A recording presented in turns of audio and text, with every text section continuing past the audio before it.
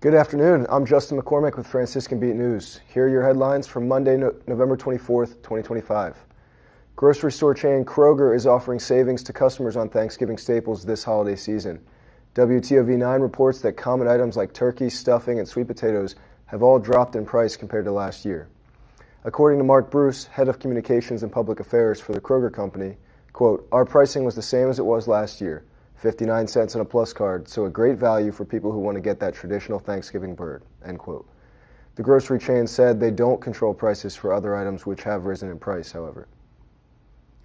A federal judge on Monday dismissed the cases against former FBI Director James Comey and New York Attorney General Letitia James, concluding that the prosecutor who brought the charges at President Donald Trump's urging was illegally appointed by the Justice Department.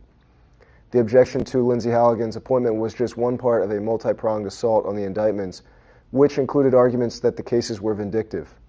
The ruling is one in a string of efforts to rebuke the Trump administration for what some say is targeting political opponents. Officials on Monday said progress was made in urgent talks on amending the U.S. peace proposal for Ukraine that many saw as favoring Russia, but the Kremlin has said it hasn't seen the changes. Washington's 28-point plan presented last week caused alarm by heavily aligning with Moscow's demands in the nearly four-year war caused by its invasion. The plan pressed Ukraine to hand over some territory to Russia and reduce its army. It also sought Europe's agreement that Ukraine will never be admitted into the NATO military alliance. An advisor to Ukraine's president who attended the talks in Geneva between U.S. and Ukrainian officials told the AP they managed to discuss almost all the plan's points, and one unresolved issue is that of territory, which can only be decided at the head of state level. Ukraine and allies have ruled out territorial concessions. The U.S. will continue working on the plan, then the leaders of Ukraine and the U.S. will meet. After that, the plan would be presented to Russia.